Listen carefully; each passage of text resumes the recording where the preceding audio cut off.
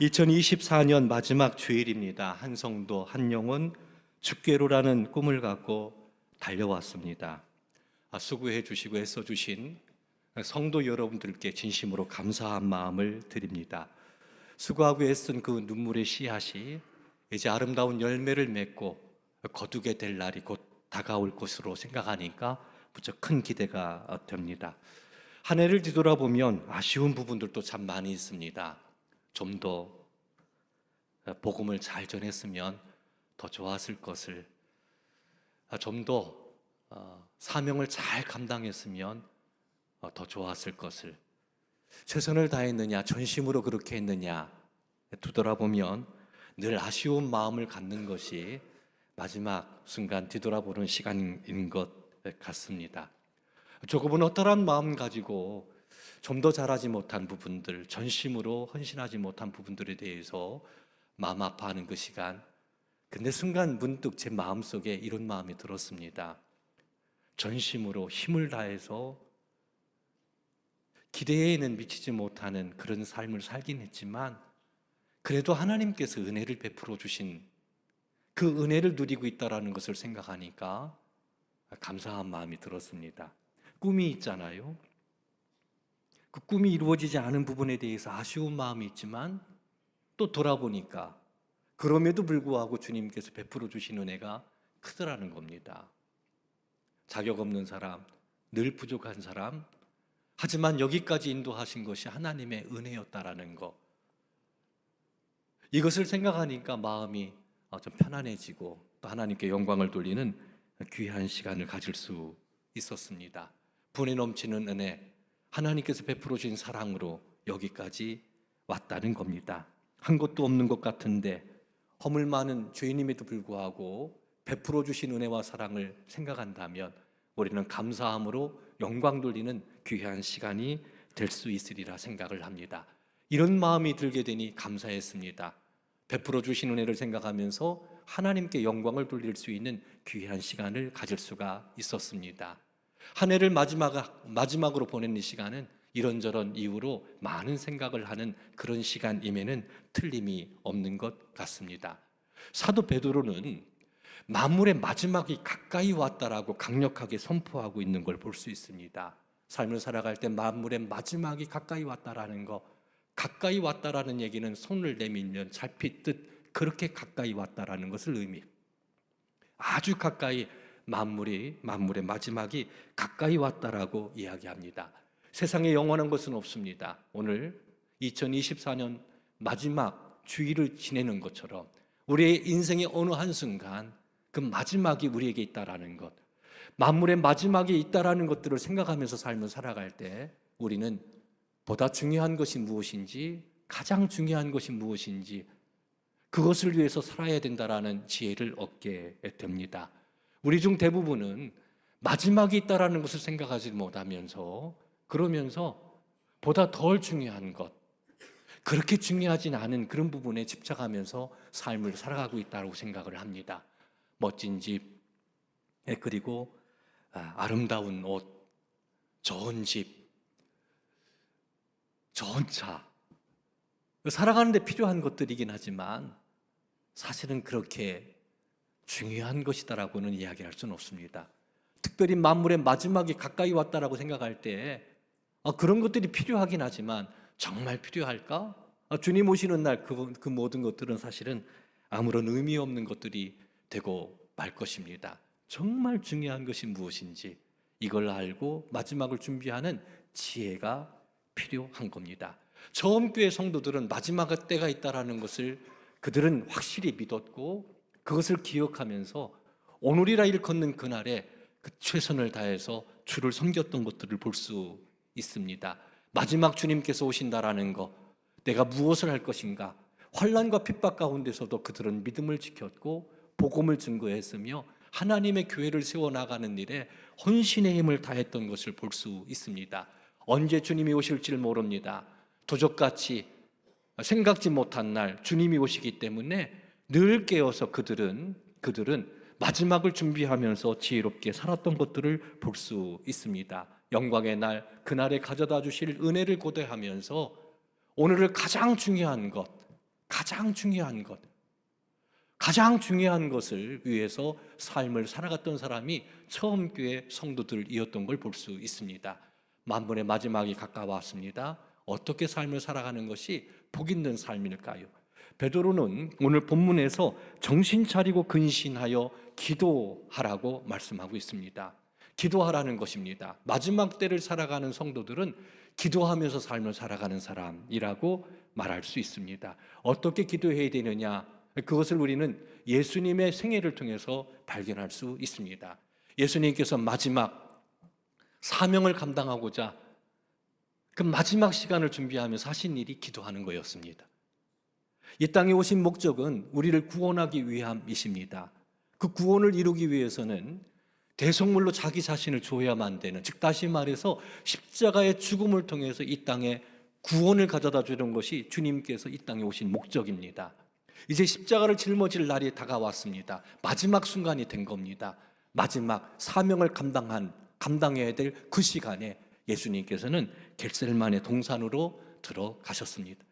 제자들과 함께 겟셀만의 동산에 들어가셔서 기도하십니다. 들어가실 때의 마음이 내가 심히 힘들다, 고민된다, 그리고 슬프다, 죽을 것 같다, 이런 마음 가지고 들어가셨습니다.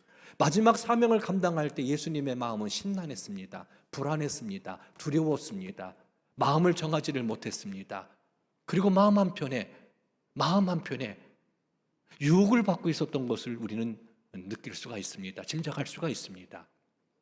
그런 마음 가지고 겟셀만의 동산에 들어가서 기도하기를 시작합니다.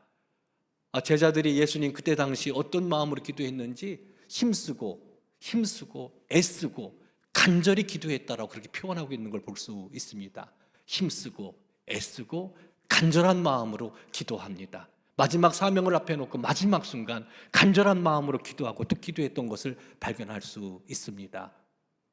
이 사명 잘 감당할 수 있도록, 그 믿음의 길을 걸어갈 수 있도록, 아직 죽을 것 같고 심란하고 두렵고 또 사명을 감당한다라는 것이 무엇인 줄 알기 때문에 피하고 싶었습니다.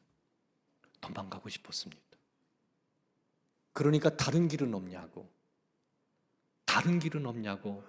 그렇게 간절한 마음으로 힘쓰고 애쓰고 기도했던 것을 볼 수 있습니다.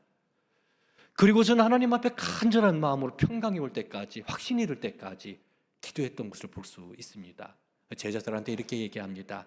나를 위해서 기도해 달라고, 내가 죽을 것 같다고, 그리고 너희도 시험에 빠지지 않기 위해서 기도하라고, 시험에 빠지지 않기 위해서는 기도해야 된다고 이어서 기도하라고 말씀하신 것을 볼 수 있습니다. 제자들한테 시험에 빠지지 않기 위해서 기도하라, 유혹에 빠지지 않기 위해서 기도하라고 한 걸 보면 예수님도 유혹을 받았던 것을 볼 수 있습니다. 흔히 우리가 신앙생활할 때 잘할 수 있을까? 이 많은 유혹을 이길 수 있을까?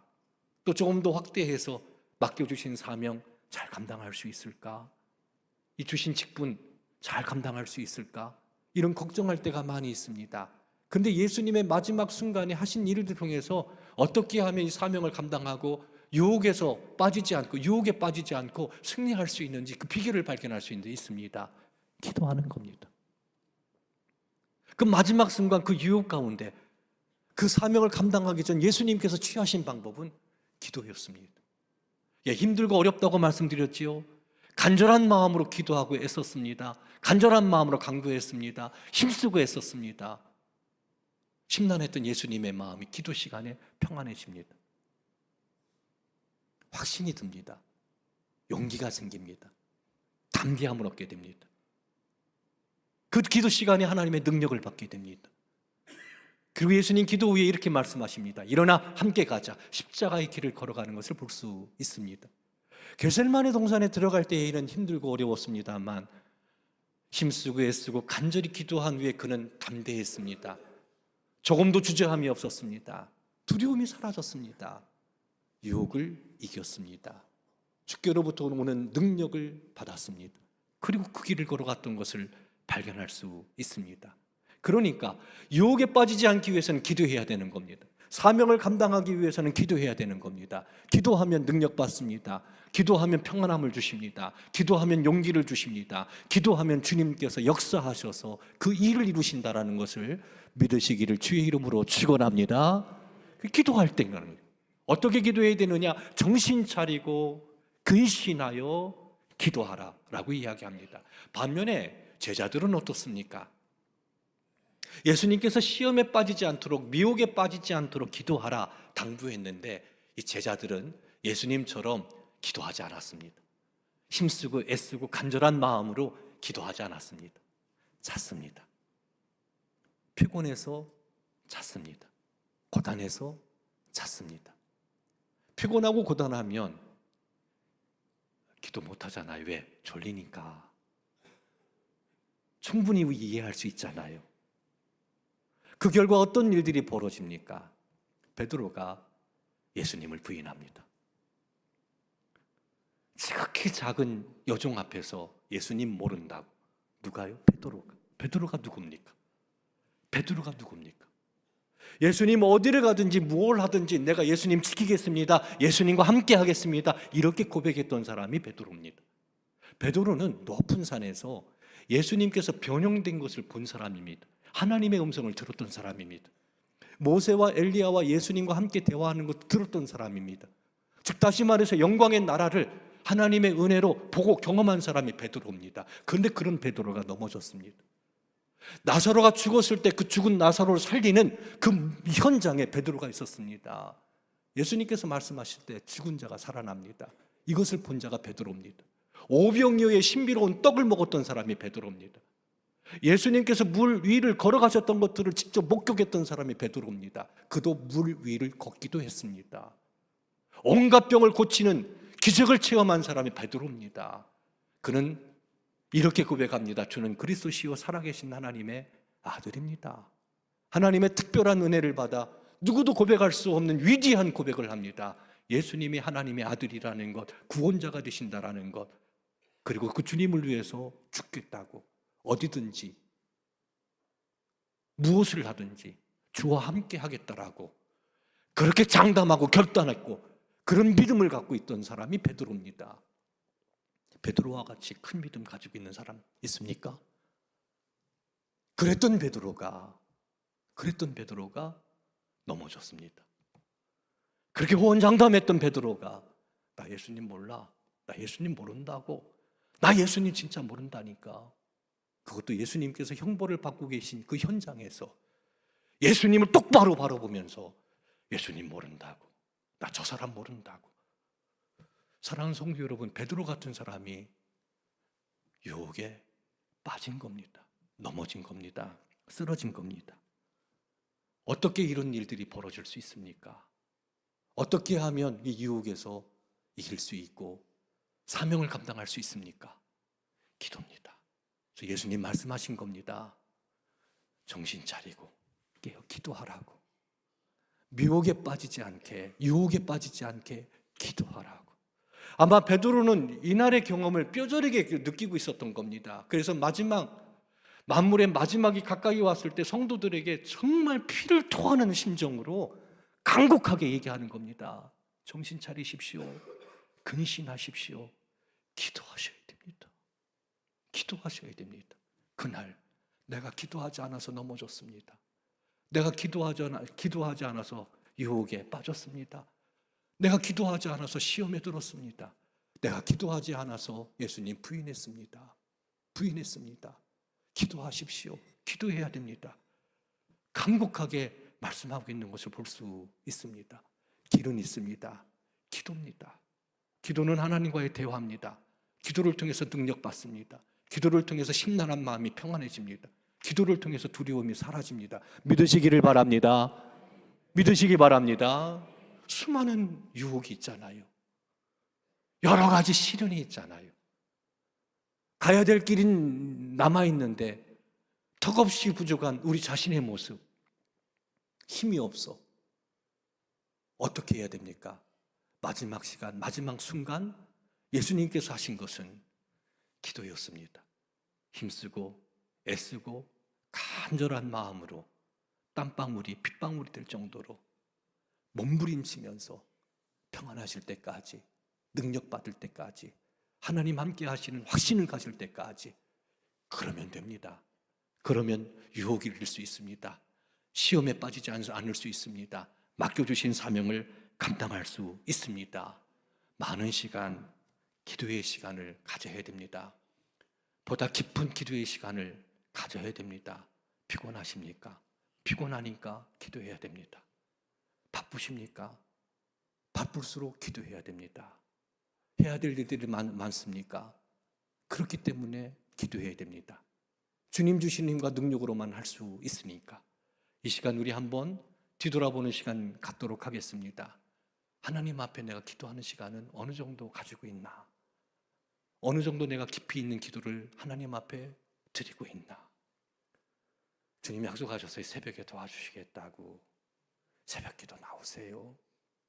금요 성령 집회에 나오세요. 부르짖어 기도할 수 있습니다. 기도의 현장에서 우리 함께 기도할 수 있습니다. 능력 받아야 됩니다. 사랑하는 성도 여러분, 유혹에 빠지지 않기 위해서는 기도해야 됩니다.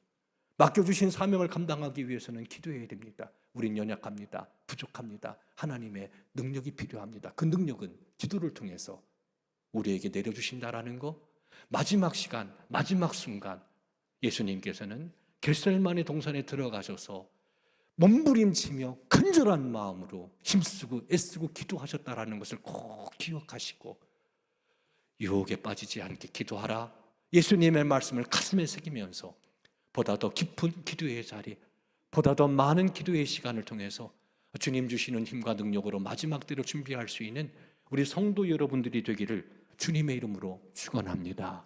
두 번째는 무엇보다도 뜨겁게 서로 사랑하라고 말씀하고 있습니다. 뜨겁게 사랑하라는 얘기는 지속적으로 계속해서 열정을 갖고 사랑하라는 그런 얘기입니다. 그러니까 작정하는 거예요. 오늘 한날 삶을 살아갈 때 내가 엄마를 어떻게 사랑할까? 배우자를 내가 오늘 어떻게 사랑할까? 오늘 교회 가서 우리 교육자들과 성도들을 내가 어떻게 사랑할까? 달라져요. 그렇게 사랑을 선포하고 교회 오시면 교육자들을 볼 때 그냥 좋아요. 그냥 좋아요. 오늘 성도들을 내가 섬기겠다, 사랑하겠다, 이 작정하고 교회 오시면 성도들의 모습이요 불편하게 보이지를 않아요. 사랑은 기적을 낳는 것 같습니다. 나 오늘 사랑할 거야. 뜨겁게 서로 사랑하라는 말은 그런 얘기입니다. 무엇보다도 이 말은 무엇입니까? 가장 중요한 거. 무엇보다도 뜨겁게 서로 사랑하라. 이 얘기는 가장 중요한 것이 뜨겁게 서로 사랑하는 겁니다 라는 얘기입니다. 해도 되고 안 해도 되는 게 아닙니다. 사랑의 눈을 갖고 보세요. 사랑의 마음을 갖고 한번 보세요. 두려움이 사라집니다. 거침이 없습니다. 매여 있는 게 없습니다. 나 사랑하고자 결단하면요 새로운 역사가 일어나는 겁니다. 서로 사랑해야 됩니다. 당시 고난 중에 있었던 그리스도인들 많은 환난과 핍박을 받았지요. 이들에게 필요했던 것은 성도들의 서로 사랑하는 사랑이었습니다. 그 고난을 이기는 힘은 사랑이었습니다. 그래서 교회에 나와서 함께 사랑을 경험할 때 갇히고 돌에 맞고 또 출교당하고 말로 표현할 수 없는 고난 중에도 성도들이 서로 사랑하는 그 사랑의 힘에 의해서 그들은 버텨낼 수 있었고 또 믿음을 견뎌낼 수 있었고 지켜낼 수 있었고 그렇게 믿음의 거룩한 길을 걸어갈 수 있었던 것들을 볼 수 있습니다. 어떻게 뜨겁게 사랑해야 됩니까? 성경은 분명히 얘기합니다. 내가 너희를 사랑한 것 같이 너희도 서로 사랑하라고. 주님의 사랑이 무엇입니까? 하나님은 그 아들 되신 예수님을 세상에 내어주시기까지 사랑하셨습니다. 아들 되신 예수님은 우리를 위해서 생명을 내어주시기까지 사랑하셨습니다. 우리는 어떻게 서로 사랑해야 됩니까? 이런 사랑으로 사랑하라고 말씀하고 있는 것을 볼 수 있습니다. 예수 그리스도의 사랑으로 새 생명 얻었다면 이런 사랑을 실천하는 것이 교회 공동체이어야 됩니다. 무엇과도 가장 중요하고 가장 시급하고 가장 먼저 해야 될 것, 뜨겁게 서로 사랑하라는 것입니다. 어떤 성도이든 간에 외딴 섬으로 남아있으면 그것은 건강한 교회라고 이야기할 수 없습니다. 일단 교회 가운데 들어오면 한 지체로 우리는 받아줘야 되고, 그리고 그 지체를 사랑해야 됩니다. 그리스도의 몸으로 우리를 부르셨다는 걸 기억하십시오. 이 자리에 계신 성도 여러분, 머리는 그리스도시요 예수님이시고 우리는 그 몸을 이루고 있는 각 지체입니다. 지체로 우리를 불러주신 겁니다. 한 사람 한 사람 주님의 섭리와 뜻 가운데 지체로 부르신 겁니다. 지체가 서로 연결되어 서로 돕고 서로 협력하면서 그리스도의 몸을 세우는 것, 이게 교회입니다. 근데 교회 안에서 어떤 누구는 외딴 섬처럼 그렇게 남아있다면 이것은 손이 발도록 넌 필요 없다 이렇게 얘기하는 것과 같은 겁니다. 주님의 말씀이 아닙니다. 주님께서 원하시는 뜻이 아닙니다. 함께 주님께서 오로지라고 불러주신 겁니다. 그래서 뜨겁게 서로 사랑하라고, 뜨겁게 서로 사랑하라고. 주님께서 택하신 분입니다. 한 지체되게 하신 분입니다. 믿으십니까? 믿으십니까? 이 사람은 아닙니까? 이 사람은 아닙니까? 나하고 성향이 맞지 않으니까 아닌 겁니까? 그런 겁니까? 이 사람은 허물이 많으니까 아닌 겁니까? 지체가 아닌 겁니까? 그렇지 않잖아요. 성경은 그렇게 가르쳐 주시지 않잖아요.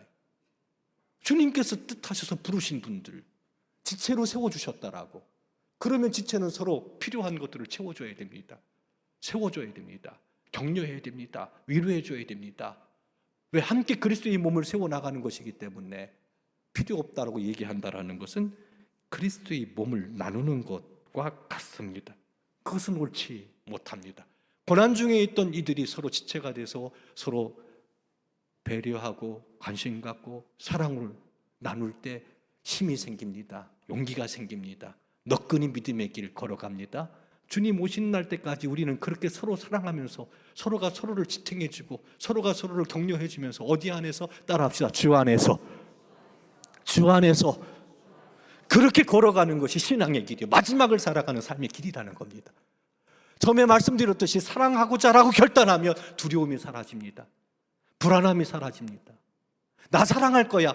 완전히 다른 세상이 됩니다. 그게 천국입니다. 거기 평강이 있습니다. 거기 치유가 일어납니다. 거기 회복이 일어납니다. 그게 부흥입니다. 그게 부흥입니다. 거침이 없는 놀라운 은혜가 그 가운데 있다라는 것. 그래서 이것을 저는 이렇게 표현하고 싶어요. 사랑의 기적. 사랑이 주는 기적. 이 기적이 우리 교회 가운데 일어나야 되는 거예요. 그런 기적은 매일매일 또 일어나고 있다라는 겁니다. 그렇게 세워나가고자 하는 것, 그리스도의 몸을 세운다라는 것은 그런 겁니다. 서로 뜨겁게 사랑할 때 허다한 죄를 덮는다고 이야기합니다. 이렇게 사랑하는데 한 해 뒤돌아보면서 나한테 잘못한 사람, 상처 준 사람 용서하십시오. 이게 사랑입니다. 받아주십시오. 이게 사랑입니다. 안아주십시오. 이게 사랑입니다. 주님께서 우리를 그렇게 사랑하신 것처럼 우리가 한 것 보면요, 이런 은혜를 누린다라는 것은 상상을 못하는 겁니다. 근데 그냥 은혜를 주셨어요. 에덴 동산 같게 하시고 평안하게 하시고 은혜를 주신 겁니다. 그렇다면 우리도 서로 사랑하는 것, 무엇보다도 뜨겁게 서로 사랑하는 것, 허다한 죄를 덮고 용서하고 하나가 되는, 안 되는 건가요? 이상적인 건가요? 현실에서 꿈꿀 수 없는 건가요? 초대교회는 그걸 이루었거든요. 그럼 이렇게 한번 봅시다. 내일 내가 죽는다면 못할 게 없지요. 내일 주님이 오셔서 내가 주님 품에 안긴다면 그때까지도 배울 겁니까? 그때까지도 누군가를 정죄할 겁니까? 그럴 수 없을 거 아니에요. 마지막이 가까웠다고 삶을 살아가는 것은 그런 겁니다. 주님 곧 다시 오시니까, 도적같이 오실 거니까. 그러니까 주님이 우리를 받아주시고 사랑하신 것처럼 서로 뜨겁게 서로 사랑하며 그렇게 주님을 기다리는 것, 이것이 성도의 삶입니다. 세 번째, 서로 대접하기를 원망 없이 해야 됩니다. 초기 기독교 교회에는 여행 중에 있는 전도자들이나 교사들이 많았습니다. 복음서에도 12제자를 보내시고 70인의 전도일을 파송했을 때 예수님 말씀하셨죠. 어느 지역에 가면 환대하는 사람 집으로 들어가라. 예수 믿는 사람 있으면, 하나님 믿는 사람이 있으면 그 집에 들어가서 유하면서 거기에 돌봄을 받으면서 그 지역을 선교하는 일들을 합니다. 수렙 여인 같은 경우도 그랬지요. 엘리사가 그 지역에 갔을 때 쉬면서 먹을 것을 제공해주고 편안하게 쉬면서 사역을 감당할 수 있도록 집을 오픈했습니다. 대접하라는 거예요. 예수님과 제자들도요, 사역을 감당할 때 그렇게 사역을 감당했습니다. 돌보고 먹을 것을 주고, 그리고 사역을 감당할 수 있도록 협력해주고. 처음 교회는 가정에서 모였습니다. 누군가는 가정을 오픈해야 됩니다. 근데 그것은 쉽지 않죠. 쉬운 일이 아니죠. 그리고 물 한 잔에도 대접을 해줘야 될 것 아닙니까? 예배 후에 애찬하지 않습니까? 그 많은 시간들이 필요합니다. 그러다가 아마 대접하다가 이런 마음도 들었을 겁니다. 아니, 이렇게 대접했는데 고맙다는 말도 안 하네. 한 번, 두 번, 세 번쯤 되면 저 같으면 안 해요. 왜? 아니, 감사한 것도 모르는데. 이런 마음 들거든요.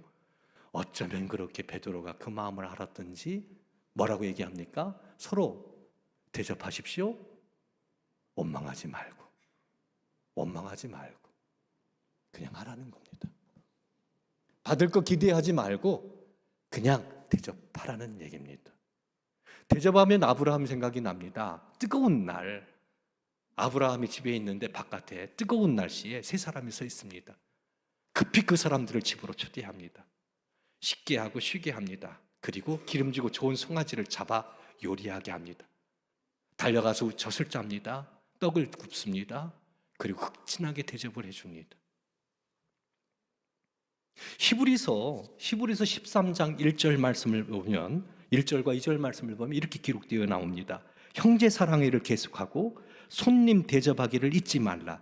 이로써 부지 중에 천사들을 대접한 이들이 있느니라 라고 기록하고 있는 걸 볼 수 있습니다. 천사를 대접한 것이 되는 겁니다.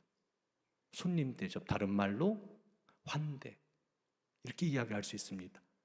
나그네를 대접하는 거, 지극히 작은 자 하나에게 한 것이 곧 내게 한 것이다라고 주님 말씀하셨습니다. 믿습니까? 근데 우리는 그리스도 안에 산 성도입니다. 함께 사명을 감당하는 사람들입니다. 서로 대접하되 원망하지 말고 대접하라고 말씀하고 있습니다. 저희 집 막내가요, 정말 착해요. 그렇게 착할 수가 없어요. 아버지 닮아서 되게 착해요. 그래서 이 아이는요, 늘 승준족이에요. 누가 부탁을 하면 꼭 들어줘요. 부드러워요. 뭐가 안 나요. 그래서 늘 편안해요. 좋아요. 근데 어느 날 이만큼 나왔어요. 상처를 받았던 모양입니다. 사랑해주고 대접해주고 위해주고 섬겨줬는데 그 마음을 알아주지 않았던 모양입니다. 툴툴툴툴거리면서 저한테 그래요. 아빠, 그렇게 안 살 거야. 이제 그렇게 안 살 거야.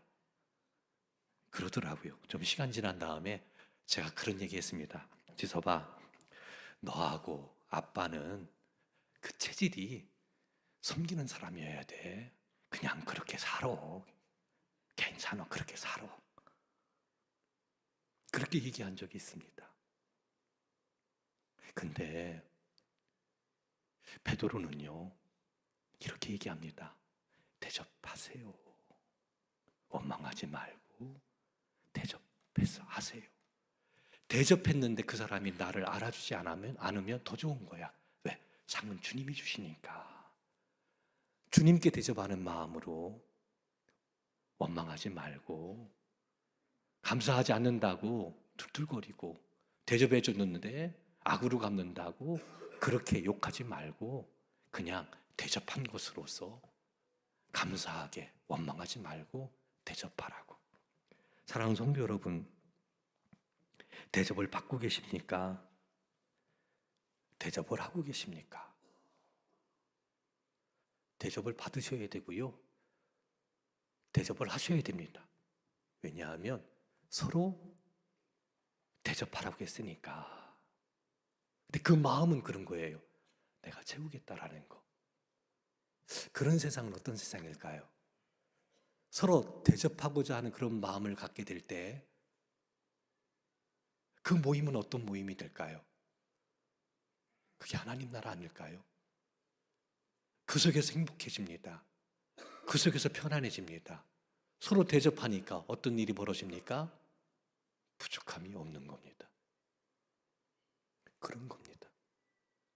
그렇게 하나님께서 세우고자 하는 거, 만물의 마지막을 살아가는, 마지막 때를 살아가는 이들에게 말씀하셨습니다. 감사하지 않는다고 원망하지 마십시오. 자격 없는 사람을 사랑해 주신 그 사랑 감사하면서 서로 대접하는데 인색하지 마십시오.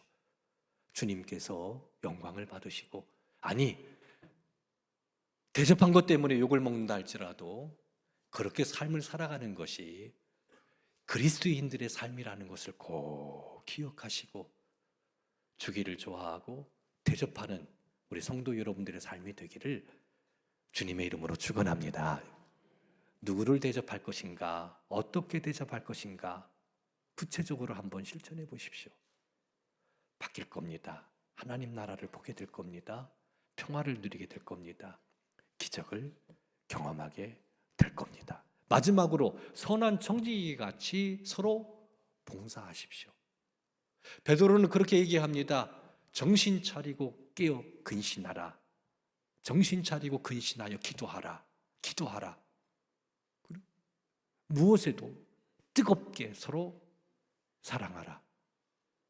대접하기를 원망 없이 하라. 대접하라. 서로 봉사하는데 선한 청지기 같이. 청지기는 뭡니까? 주인이 있습니다. 주님께서 나에게 주신 은혜를 갖고 악하고 게으른 청지기가 아니라 선한 청지기 같이 서로 봉사하라. 은사를 주셨습니다. 주님께서는 다른 사람에게는 없는 아주 독특한 은혜를 우리들에게 주셨습니다. 건강, 재산, 지혜, 여러 가지 누군가를 섬길 수 있는, 봉사할 수 있는 것이 있다면 그것은 은사입니다. 주님이 주신 겁니다. 특별한 은사에 대해서 로마서 12장, 고린도전서 12장, 그리고 베드로전서 4장, 에베소 4장에서 이야기하고 있습니다. 거기서 말하고 있는 은사는 무엇입니까? 예언하는 것, 섬기는 것, 가르치는 것, 위로하는 것, 부지하는 것, 다스리는 것, 긍휼을 베푸는 것, 지혜의 말씀, 지식의 말씀, 병 고치는 것, 능력해가는 것, 영들 분별하는 것, 방언하는 것, 그 방언을 통역하는 것, 그리고 사도, 선지자, 교사, 복음을 전하는 자, 목사. 구체적으로 그 영적인 은사에 대해서 이야기합니다. 이 은사를 주신 목적이 뭐냐면 봉사하라고 주신 겁니다. 은사를 주셔서 다른 사람을 섬기라고 주신 겁니다. 하나님의 교회를 세우라고 주신 겁니다. 그 주신 겁니다. 하나님의 교회를 세우고 복음을 전하고 사람 섬기라고 주신 겁니다. 한 달란트 받은 자처럼 그 은사를, 그 달란트를 땅을 파고 묻어둔다면 악하고 게으른 종이 되는 겁니다.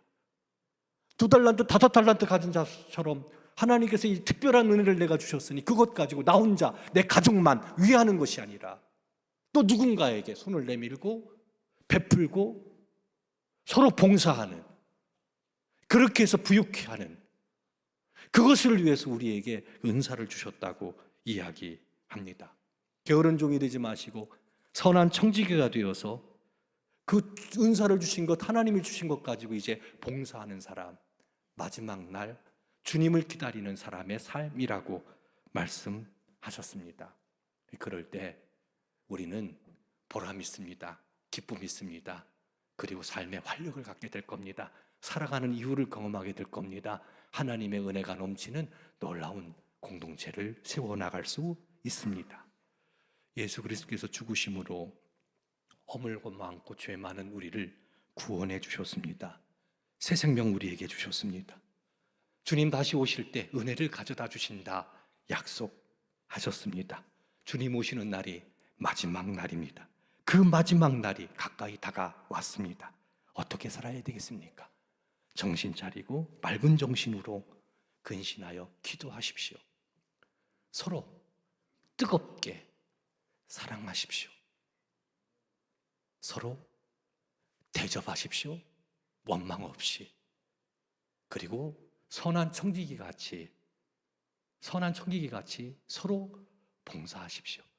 그렇게 주님을 기쁘시게 맞이할 수 있는, 그리고 하루하루 그렇게 삶을 살아가는 그 순간이 사랑의 기적이 일어나는 놀라운 축복이 함께하는 시간이라는 것을 꼭 기억하시고 마지막 때를 그렇게 한번 기도하면서 복되게 살아갈 수 있는 우리 성도 여러분들 되기를 주님의 이름으로 축원합니다. 시간